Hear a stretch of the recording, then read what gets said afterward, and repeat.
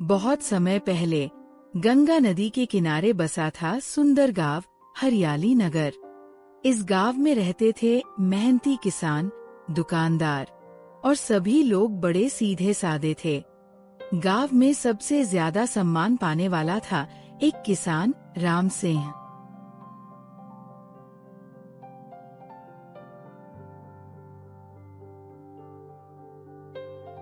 सुमित्रा, देखो कितनी अच्छी फसल हुई है इस साल।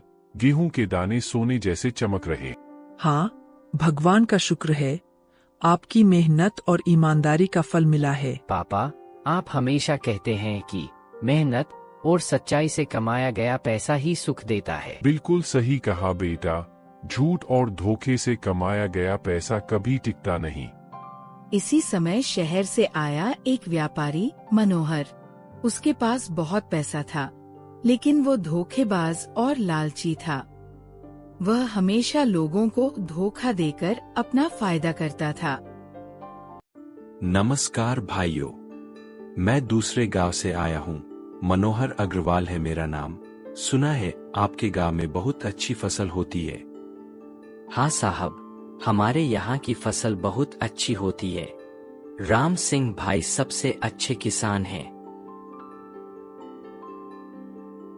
मनोहर गांव घूमते घूमते राम सिंह के खेत तक पहुंच जाता है।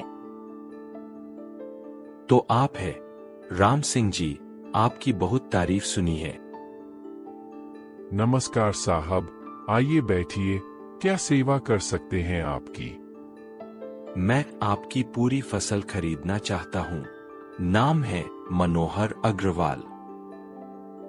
ये तो बहुत अच्छी बात है। आप क्या भाव देंगे? ये भोला भाला लगता है। इसे आसानी से बेवकूफ बनाया जा सकता है।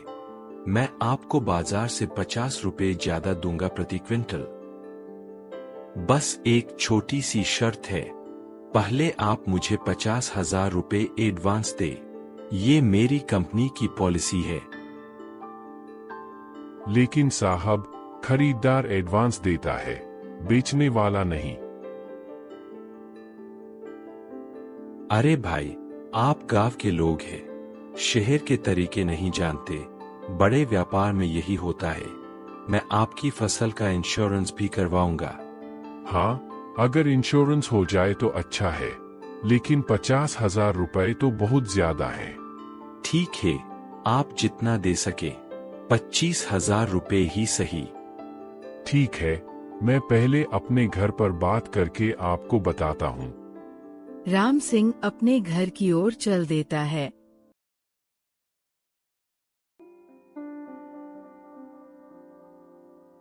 सुमित्रा, वो व्यापारी अपनी फसल अच्छे दाम पर खरीद रहा है और कह रहा था कि एडवांस देना पड़ेगा। क्या करूं? जी, मुझे कुछ अजीब लग रहा है। पहले कभी सुना नहीं कि बेचने वाला एडवांस दे।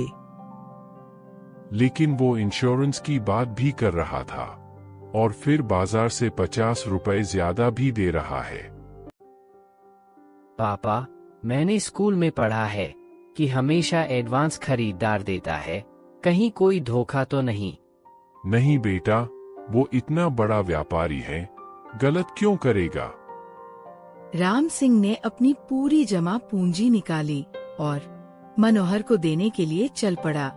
राम सिंह ने अपनी पूरी जमा पूंजी निकाली और मनोहर को 25,000 रुपए दे दिए।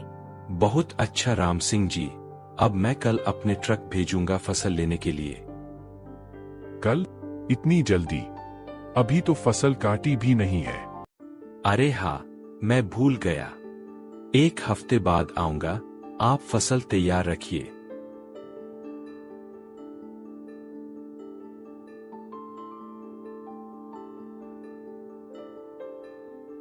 राम सिंह भाई, वो व्यापारी चला गया। कुछ जल्दी में लग रहा था। हाँ, कह रहा था कि दिल्ली में अर्जेंट काम है, 1 हफ्ते बाद वापस आएगा। राम सिंह, मुझे उस व्यापारी पर शक है। उसकी आंखों में धोखा दिख रहा था। पंडित जी, आप व्यर्थ की चिंता करते हैं। वो इतना बड़ा व्यापारी है। दिन बीतते गए, लेकिन मनोहर का कोई पता नहीं चला।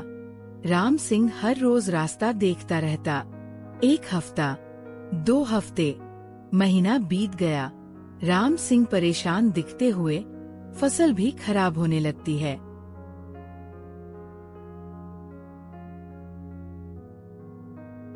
अभी तक वो व्यापारी नहीं आया। अब तो फसल खराब होने लगी है।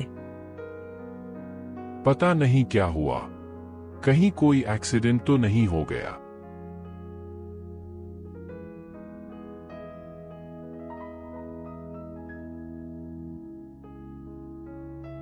राम सिंह दूसरे व्यापारियों से मिलते हुए, राम सिंह भाई, आप कह रहे हैं कि मनोहर अग्रवाल नाम का व्यापारी दिल्ली में कोई ऐसा व्यापारी नहीं है। क्या मतलब?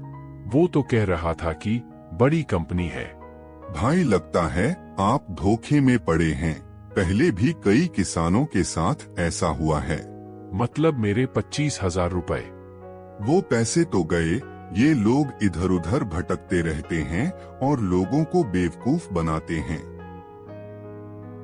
राम सिंह उदास होकर घर लौटते हुए, सुमित्रा, हमारे साथ धोखा हुआ है। वो व्यापारी झूठा था। मैं पहले से ही कह रही थी कि कुछ गड़बड़ है।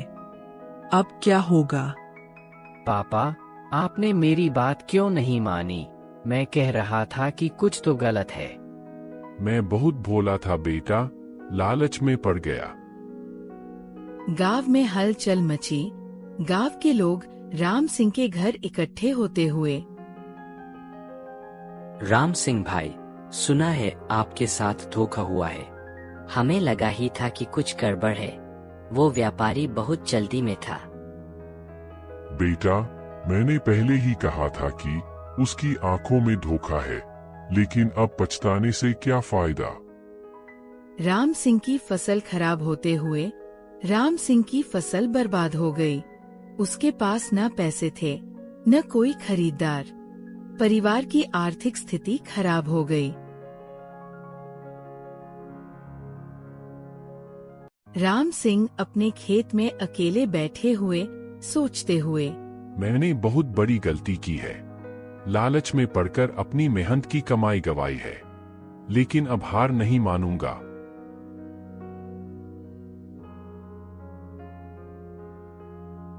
पापा, आप परेशान मत होइए।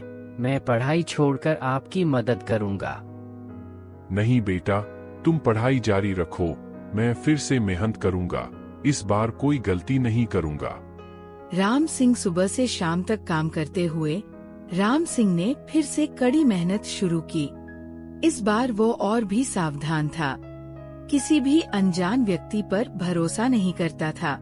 इस बार मैं केवल विश्वसनीय व्यापारियों से ही डील करूंगा।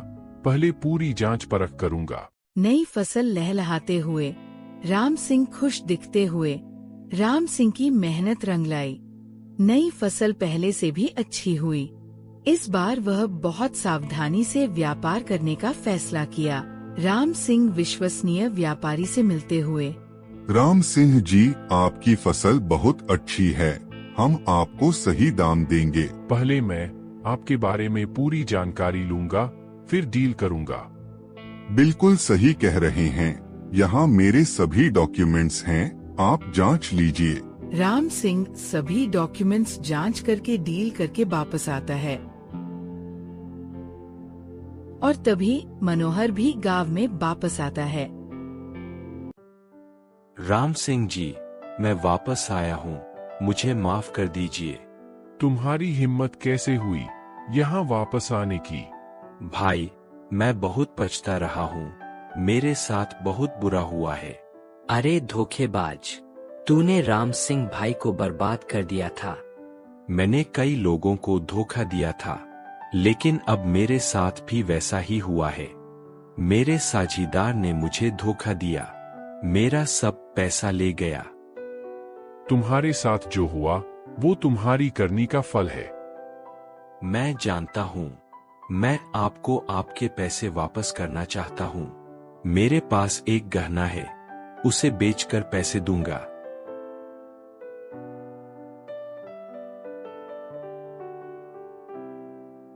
सुनिए, इसकी हालत देखिए। शायद सच में पछता रहा है। मैं जानता हूं कि इसने मुझे धोखा दिया है, लेकिन अगर मैं इसे माफ नहीं करूंगा तो मेरे और इसमें क्या फर्क रहेगा। मेरे पिता कहते थे, बुराई का बदला बुराई से नहीं, अच्छाई से लेना चाहिए। शायद इसे एक मौका देना चाहिए। मैं तुम्हें माफ करता हूं, लेकिन एक शर्त है। आप मुझे माफ कर रहे हैं? कोई भी शर्त मंजूर है। तुम्हें वादा करना होगा कि अब कभी किसी को धोखा नहीं दोगे, और जो लोगों को धोखा दिया है उन सबसे माफी मांगनी होगी। मैं वादा करता हूँ, मैं अपनी जिंदगी बदल दूंगा। राम सिंह भाई, आपने बहुत अच्छा किया। ये हमारी संस्कृति है। राम सिंह, तुमने धर्म का पालन किया है। भगवान तुम्हारा भला करेगा। मनोहर ने गांव में ही रहने का फैसला किया। उसने एक छोटी दुकान खोली और ईमानदारी से व्यापार करना शुरू किया। भाई साहब, ये चावल बिल्कुल शुद्ध है। मैं अब कभी मिलावट नहीं करता।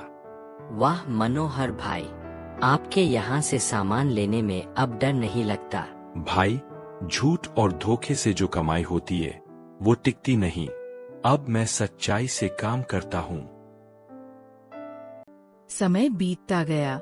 राम सिंह की मेहनत और ईमानदारी का फल मिला। उसकी खेती फिर से फल फूल रही थी।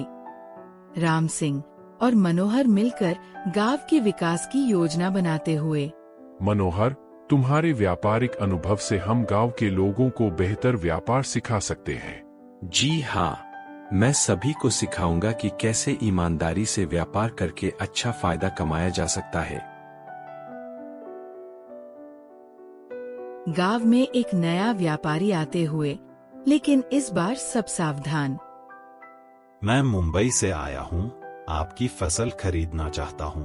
पहले आप अपने डॉक्यूमेंट्स दिखाइए। डॉक्यूमेंट्स? अरे भाई, मैं तो सिर्फ फसल खरीदने आया हूँ। भाई साहब, हमें आपकी पूरी जानकारी चाहिए। हम अब बहुत सावधान हैं। आप कहां से आए हैं? आपकी कंपनी का नाम क्या है? मैं अकेला व्यापारी हूँ, कोई बड़ी कंपनी नहीं है। लेकिन आप इतनी बड़ी मात्रा में फसल क्यों खरीदना चाहते हैं? मैं दूसरे शहरों में बेचता हूँ। रुकिए, मैं इसे जानता हूँ। ये भी वैसा ही धोखेबाज है जैसा मैं था। मनोहर को देखकर वह व्यापारी भागने लगता है। देखो कैसे भाग रहा है। पहले हमारे साथ भी ऐसा ही होता था। अब कोई भी धोखेबाज हमारे गांव के लोगों को बेवकूफ नहीं बना सकता। कुछ समय बाद राम सिंह और मनोहर ने मिलकर एक ट्रेनिंग सेंटर खोला। यहाँ लोग सीखते थे कि कैसे सुरक्षित व्यापार करें, कैसे धोखेबाजों को पहचानें। राम सिंह और मनोहर की समझदारी से अब गांव में कोई भी धोखेबाज व्यापारी नहीं आता था। सच्चाई, मेहनत और माफी, ये 3 गुण जीवन को सफल बनाते हैं।